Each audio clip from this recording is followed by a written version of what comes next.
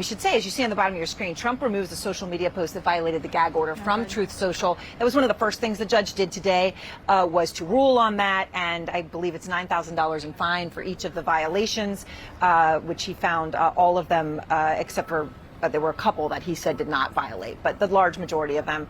And I will say that went without fanfare or reaction from Trump. Nobody even batted an eye at that. But he has removed them in compliance with that gag order. Trump was hit with a $9,000 fine for 9 social media posts that violated the judge's gag order.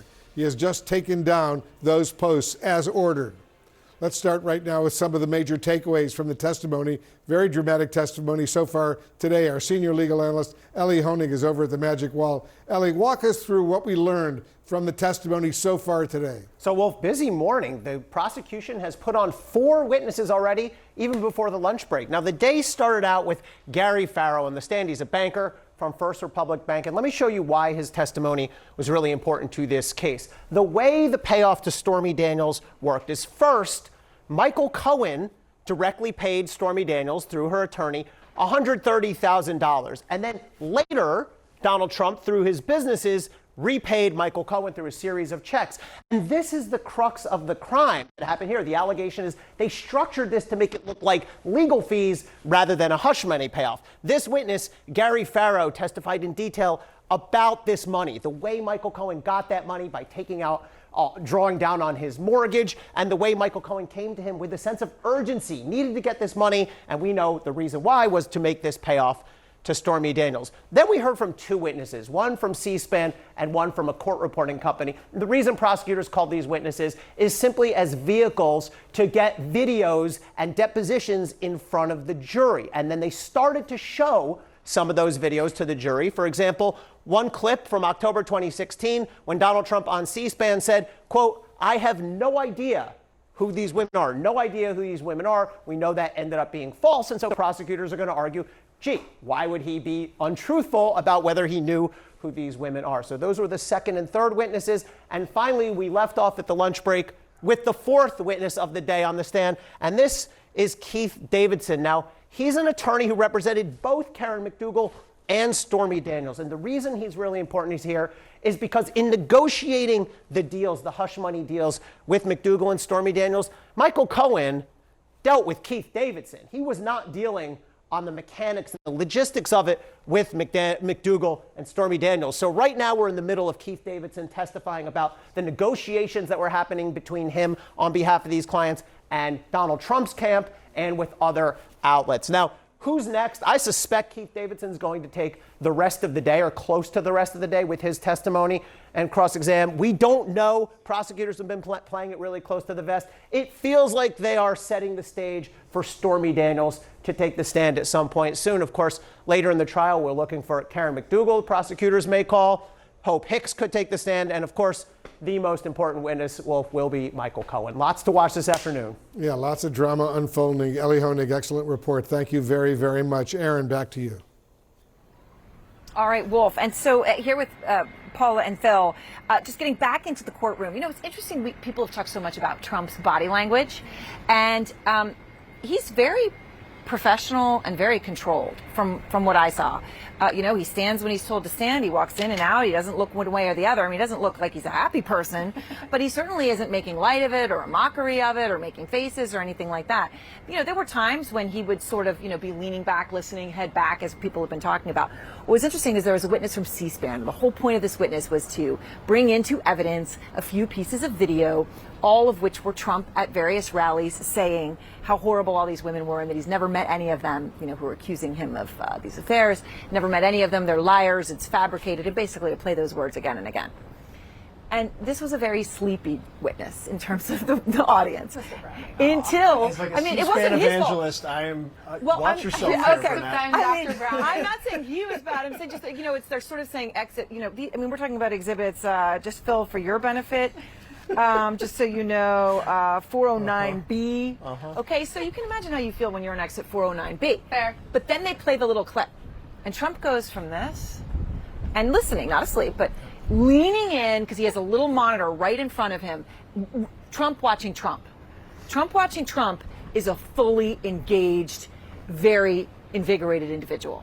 That does not surprise me at all. I have noted, too, that I believe he has behaved as most defendants are expected to during a criminal trial, but that is certainly a contrast to what we saw in the civil cases just a few blocks from here. His behavior during those proceedings extremely disruptive, and it did not pay him dividends in the long run, because he lost that case, and he lost that case badly. So it is notable that he is being sort of the consummate executive, a well-comported defendant, if you will, inside the courtroom, because he must know on some level that it's not going to play well with the jury if he starts acting out. And he had, as you mentioned, interaction with his son Eric when he came in, and that was a personal moment between the two of them. And then his interactions with attorneys, and that was constant. Whispering, quick consultations, a decision, I think, at one point whether Todd Blanche was going to do a cross-examination on a witness who had kept the transcripts of depositions, decided not to. So very involved throughout today, but not. But there was no testiness, at least that I could see from my vantage point, between Trump and his attorneys. And I think Paula notes the contrast between the former president in this trial and past trials. I think there's a contrast with the attorneys as well, both in terms of where they came from, the resume that Todd Blanche brings to the table here. I think it's widely regarded, and I know Ellie talks about his time at the Southern District of New York and the teams that are often put together there and where Todd Blanche comes from. But also, it is just a very different moment. The stakes are certainly significantly higher given the fact it's a criminal trial. And I think what you see from the president or former president is, at least in some part, and Paul would know this better than me, reflective of what his legal team's telling him behind the scenes and the approach that they have taken up to this point. You make a great point, because if we're talking about tension behind the scenes of the Trump legal team, I said this earlier, it's like sand at the beach. It's part of the environment. And it's part of the environment for a lot of reasons. One, because it's a criminal prosecution.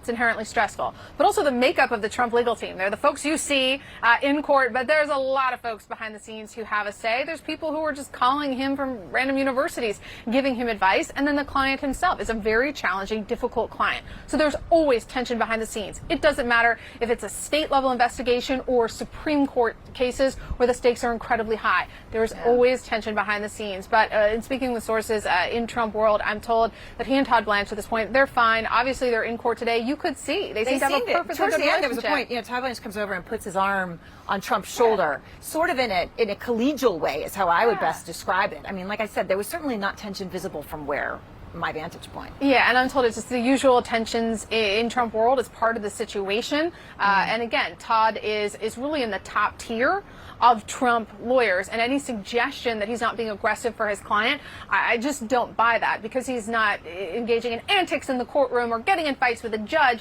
does not mean that he is not aggressively advocating for his client. We saw in the lead up to this case, he filed pretty much every motion you could imagine and has tried to preserve every right. So yeah, I think this might be a little overblown. And what did though seem, one thing that stood out to me, earlier on in this, remember when he was referring to Trump as Mr. President again and again and again, and was reprimanded for doing that. Today he did it once, corrected himself and said Mr. Trump, and then he used the words President Trump to refer to Trump in the context of he was referring to something Trump had posted while president. So it was very clear he wanted to do it when he could, but he was respectful of what the judge had said. And that sort of respect in the courtroom, the decorum of the courtroom, that was very much at play today, and you could feel it from all aspects, including the jury, which was so it's a very fascinating engaged. snapshot, and people would say, well, that's a very small observation that you have in your notebook, which is very wholesomely filmed. But I think it captures the balance there, right, between client and court, the case that's actually at hand here, the stakes that they're actually dealing with, and also I think there's a recognition. Paul makes a great point. In terms of what Todd Blanche has been confronted with in his cross and in his opening up to this point, remember what's coming. There will be plenty of opportunity, given some of the witnesses we expect, certainly Michael Cohen, potentially Stormy Daniels as well, for as much aggression as a lawyer can possibly put on the table, and how he actually formulates that, and what at least the start of this has been. We've talked so much about the prosecution kind of setting the foundation for what's to come. How much is Todd Blanche setting the foundation for what the defense is going to be doing over the coming weeks? Keep that in mind. It's crucial. Yeah. And at least today it's very clear. They're trying to put Michael Cohen on an island of operating on his own, by his own volition. I mean, you could even get that feel, despite non-confrontational style by Blanche today, of what they're trying to do.